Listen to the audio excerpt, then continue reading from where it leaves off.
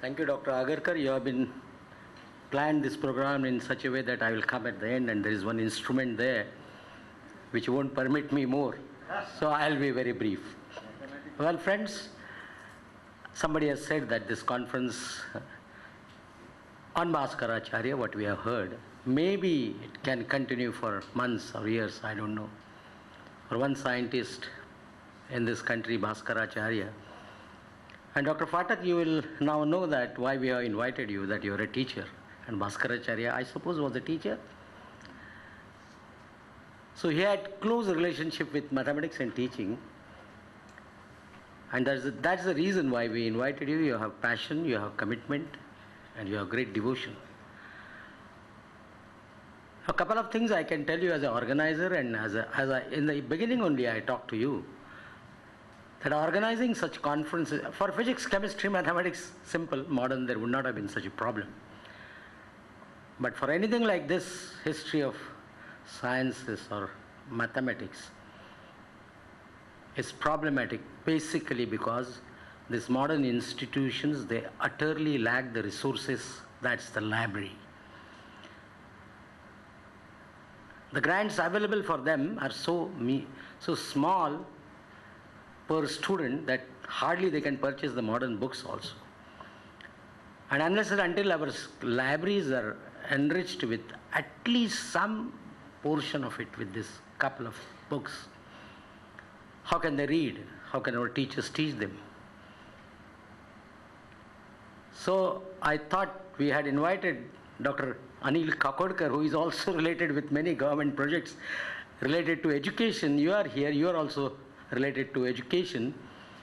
I think it's high time that we pay to our libraries of colleges and we see that there is some funding there so that colleges can purchase something like this on their own.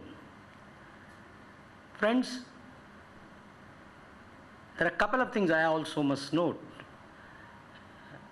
Dr. Sharma has already said that there could have been many more topics on Bhaskaracharya. I also said that as far as the sociology, culture and political situation, Dr. Jamkhedkar covered that, but there could have been many more topics, continuation of that. Unfortunately, we had no such papers. And some of the great scholars, most of you know that Bagheri from Iran, it was very unfortunate that he couldn't come. I don't know why. I'm very unhappy that visa was rejected to him. Very funny, very funny. And if possible, I am going to write to our Prime Minister also that they will have to change. What is this? They should know. He himself, Dr. Sharma informed me, he is on the many advisory, 2 or 3 advisory, he is a member of many advisory bodies related to history of science. They know he has been visiting to this country. He has been preparing, we started preparation a couple of months back, about a year back. He has prepared, not only that, 2 of his students, they were preparing on Leelavati and Bijaganita, young students from Persian sources. Now you tell me we lost a great opportunity. We had this thing from our friend Ansari. But along with that, if you also had opportunity to listen to Dr. Bagheri on the latest work done on the Persian translations of Bhaskaracharya, that would have been still great. Well, friends, Dr. Sharma talked about Wilkinson, am I right? And Subhaji Bapu. He was inspired, when the different story than this, Wilkinson was a missionary and he wanted to spread his religion as well as he was encountering a lot of resistance when he started talking about the modern science to them.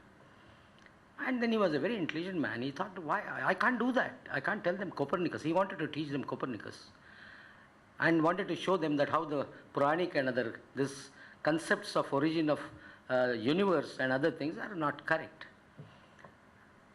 He was a really, really great person. He read himself many Siddhantas and he thought that why should I go to the Western sources? I can convince them through their own sources.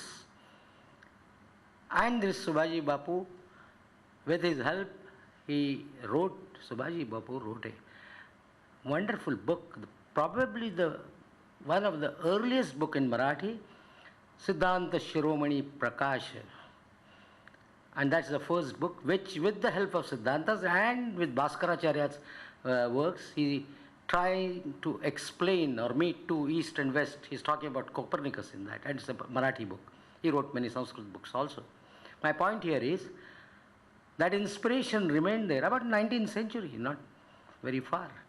So Bhaskaracharya came to his rescue to make that East-West meet in this science of mathematics. And not only that, I would give you one more example, because we talked about instruments and there are many other skeptical thinking that how they were used, whether they were used or not, and so many things. Probably the last naked eye Indian astronomer, Samanta Chandrasekhar, it's highly inspiring. He died in 1904 or so, 20th century. He was a naked-eyed astronomer, had nothing, no knowledge of telescope, no influence of Western science.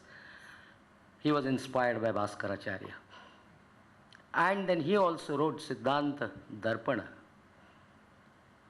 And his observations, naked eye observations, instruments, he prepared his own instruments. He modified some of the instruments from Bhaskaracharya.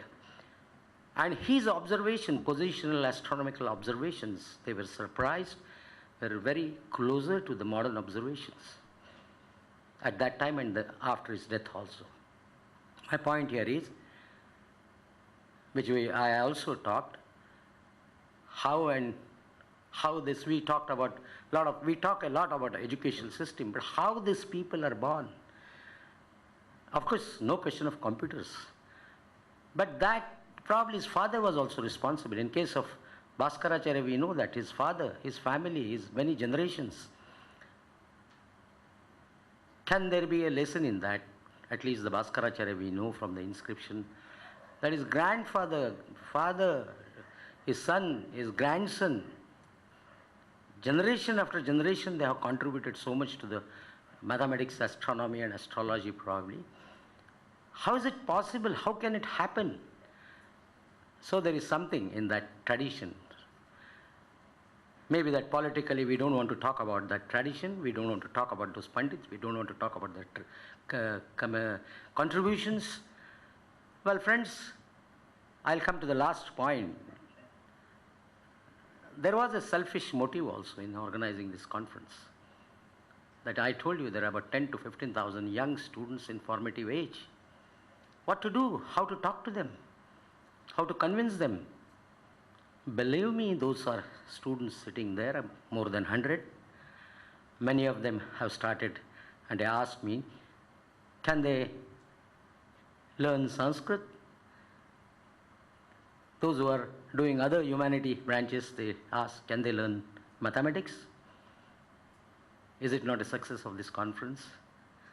As he says, which 10, I don't know. But even one of you sitting there, all my students, even if one of you decide to learn Sanskrit and mathematics, and of course the history of mathematics or science, whatever you want to do, well, that will be the greatest achievement of this conference as far as Thane is concerned. Beyond that, yes, as far as the functioning and working of the conference is concerned, what can we do? What can I do? I don't know anything like you, Sanskrit or mathematics. Our tribute to him will be very precise as far as the times or other things are concerned. If a Bhaskaracharya conference conducted in a mess without sticking to times, you would not have liked that. We have to walk the talk. Or Panini conference we are conducting and all mess, well, it should not happen. So that was a pressure with us, that it is Bhaskaracharya we are talking about. And what we can do just as organizers, we have to stick to some discipline. We have to be organized, we have to be structured. We tried to do that. Well, friends, he is going to propose a vote of thanks, but let me tell you, you all have come here. I don't have any words to express our gratitude or our pleasure or our thanks to all of you from all parts of the world.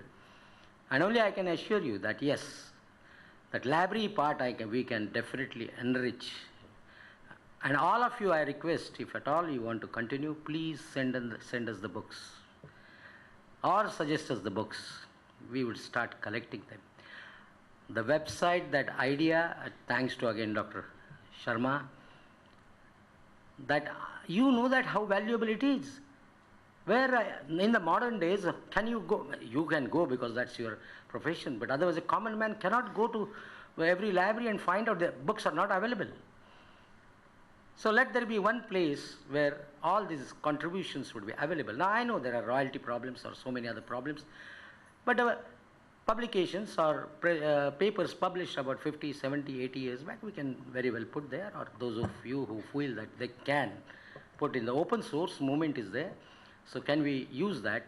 Send us papers, send us the manuscripts, send us the scanned copies if you have any in your libraries or in your personal collection, and they would be added there to the website, and we'll try to make that website richer and richer.